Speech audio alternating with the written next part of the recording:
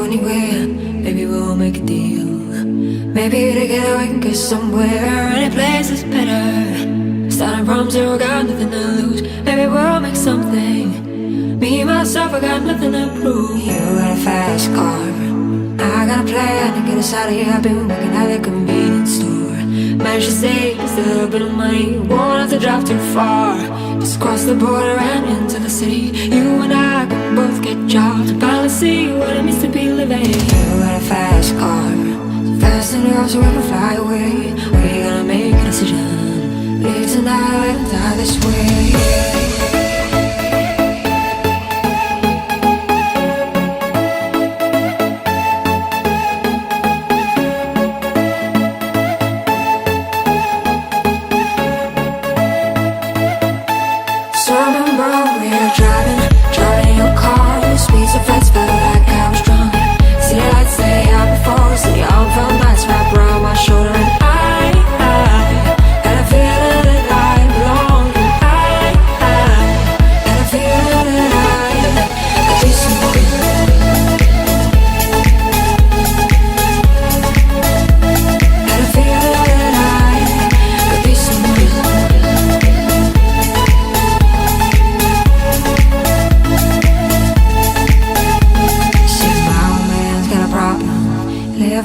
That's the way it is. Said his body's too old for working. His body's too young to look like his. Mama went off and left him. She wanted more from life than he could give. I said somebody's got to take care of him. So I quit school and that's what I did. You got a fast car, we go cruising and entertain ourselves. You still ain't got a job.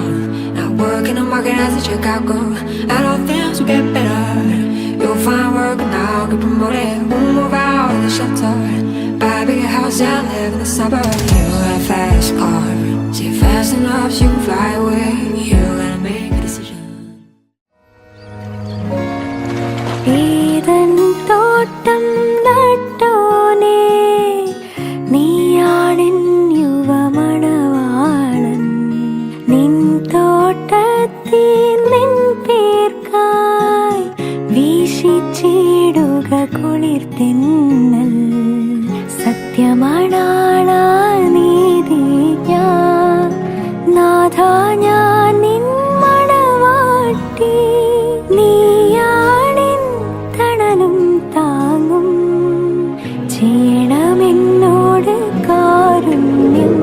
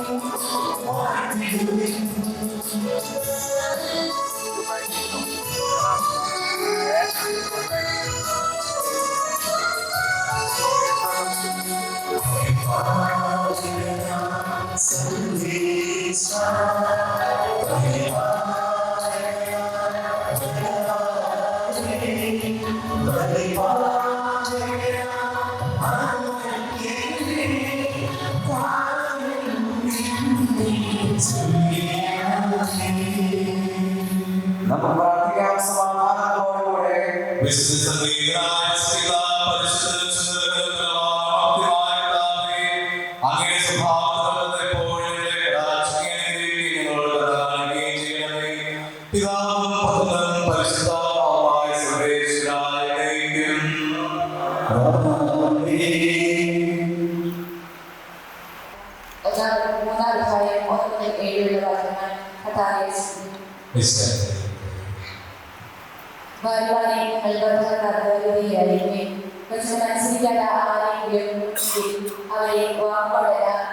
അവരെ വിശ്വാസത്തിലേക്ക് ആനയിക്കാൻ ഭാര്യമാർക്ക് കഴിയും.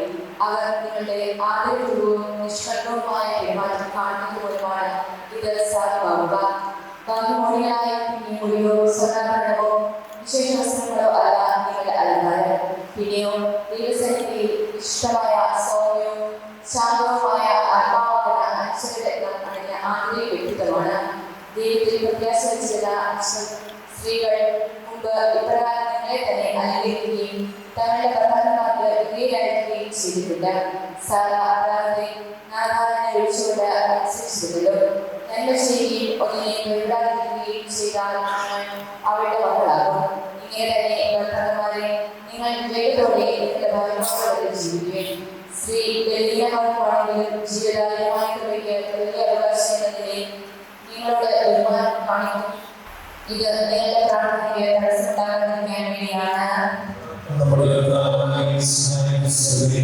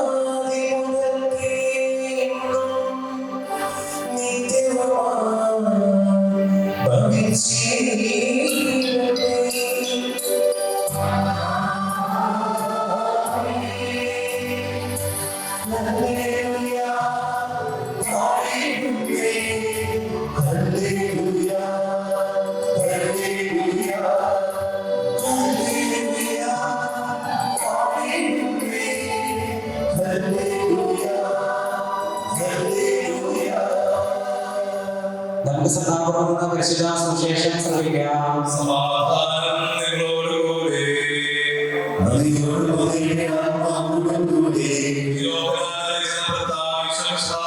പരിശുദ്ധ സുവിശേഷം അധ്യായം 2 വാക്യങ്ങൾ 1 മുതൽ 11 വരെ. 3-ാം ദിവസം ഗലീലയിലെ കാനായിൽ ഒരു വിവാഹം നടന്നു. ഈശോയുടെ അമ്മ അവിടെ ഉണ്ടായിരുന്നു.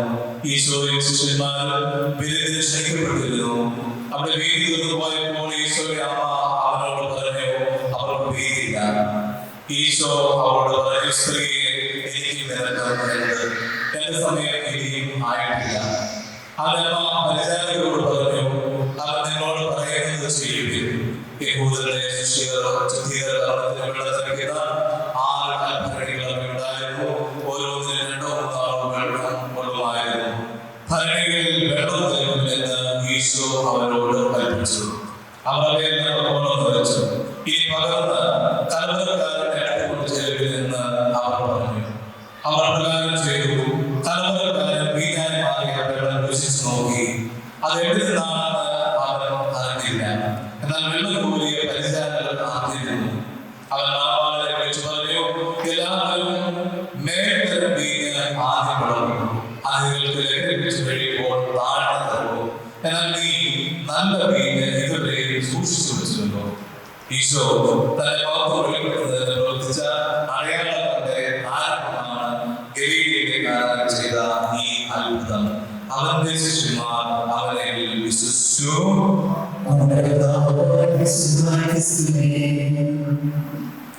അവരുടെ വിവാഹത്തിനായി നമ്മൾ വന്നിരിക്കുകയാണ്.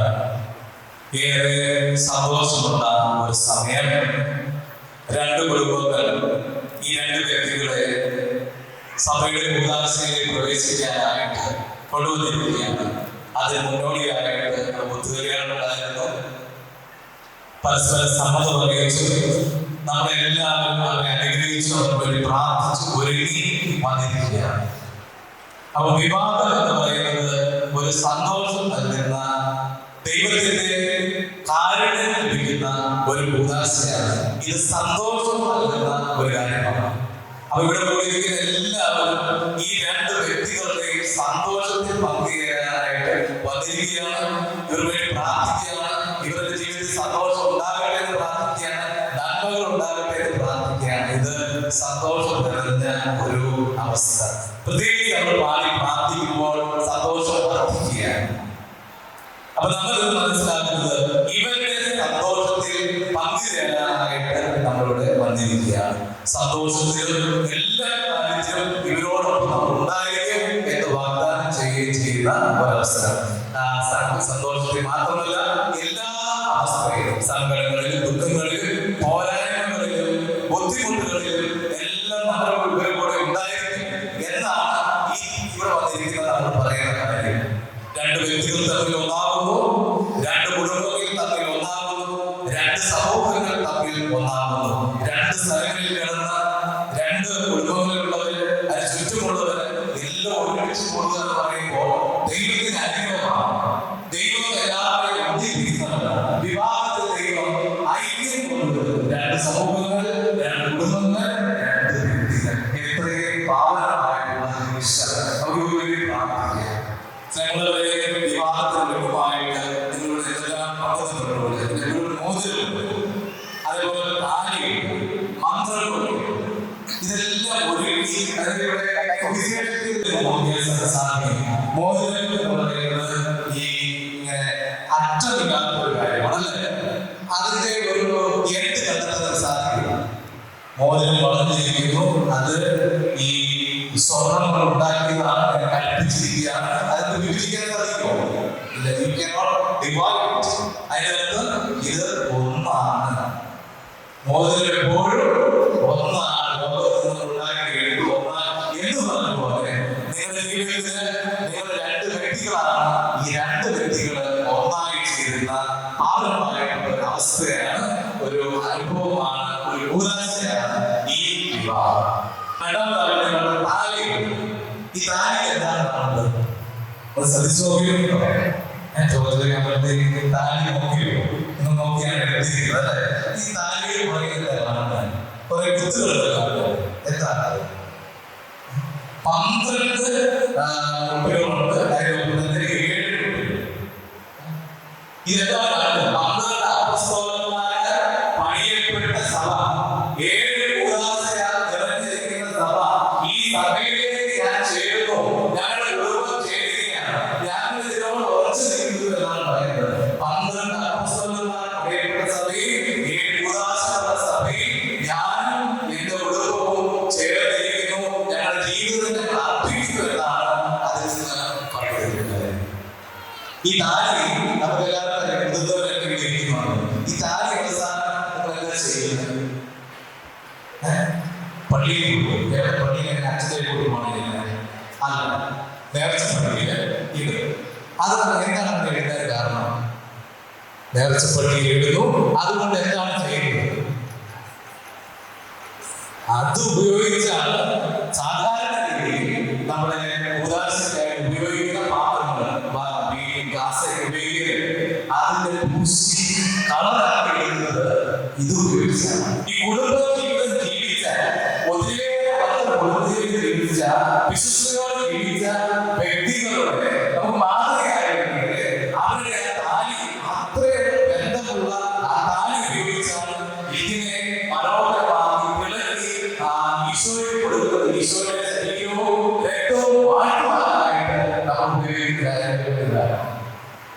അപ്പൊ എത്ര മാനമായിട്ടുള്ള ഒരു ബന്ധം ഇതില് ഉണ്ട്. അപ്പം അവരുടെ വിവാഹത്തിലേക്ക് ഉപദേശിച്ചിട്ട് 2 ഉപദേശങ്ങൾ എല്ലാവരും വെച്ച് പറയാനായിട്ട്. അപ്പൊ ഈ അവസരത്തിൽ ഈ അവസരത്തിൽ കൊടുക്കാവുന്ന നമുക്ക് നിങ്ങള് 2 പേരും 2 വ്യക്തിത്വത്തിന്റെ ഉടമകളാണ്, 2 സ്വഭാവ രീതികളാണ്. എങ്ങനെയായിട്ട് കണ്ടെത്തിയിട്ടില്ല. നിങ്ങൾ കണ്ടെത്തിയിട്ടുണ്ടാകും, സംസാരിച്ചിട്ടുണ്ടാകും, ഇണങ്ങിയിട്ടുണ്ടാകും, പരസ്പരം താല്പര്യം പ്രകടിപ്പിച്ചിട്ടുണ്ടാകും. എന്ന് പറഞ്ഞാൽ 2 കുടുംബത്തിൽ നിന്ന്, 2 വ്യത്യസ്തമായ കൾച്ചറിൽ നിന്ന്, താല്പര്യങ്ങളിൽ നിന്ന്, ഇൻട്രസ്റ്റുകളിൽ നിന്ന്, മനോഭാവങ്ങളിൽ നിന്ന് എല്ലാം ഉള്ള 2 വ്യക്തികൾ. ഈ 2 വ്യക്തികൾ ഒരുമിക്കുന്നു. 2 വ്യക്തികളിൽ അമല ടോജോയുടെ വീട്ടിലേക്ക് പോവുകയാണ്. ടോജോയുടെ വീട് അമലിലേക്ക് വേറെ ഭാഗമാണ് അല്ലെ. ഇന്നു മുതൽ അമലിന്റെ എന്ന് തൊട്ട് ഈ വിവാഹത്തിന് ശേഷം ടോജോയുടെ വീട്ടിലേക്ക് പോകുമ്പോൾ ആ വീട് അമലിന്റെ വീടായിരിക്കുകയാണ്. കഴിഞ്ഞ ദിവസത്തിൽ അമലിന്റെ വീട്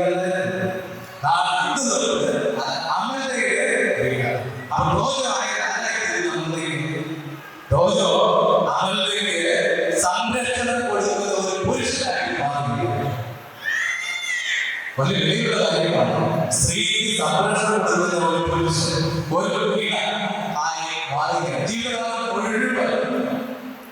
അതേപോലെ തോജോയ്ക്ക് അമല ഒരു സഖിയായിട്ട് വീണയായിട്ട് ജീവിതകാലം മുഴുവൻ നമ്മുടെ അവരുടെ തുടങ്ങിയ ശേഷം ദൈവം അത് അവർക്ക് അറിഞ്ഞു കൊടുത്തു എന്ന് പറഞ്ഞ പോലെ ഇതില് രണ്ടു പേർക്കും ദൈവം അറിഞ്ഞു കണ്ട് അവരെ ഒന്നിപ്പിച്ചു കൊണ്ടുവന്നു.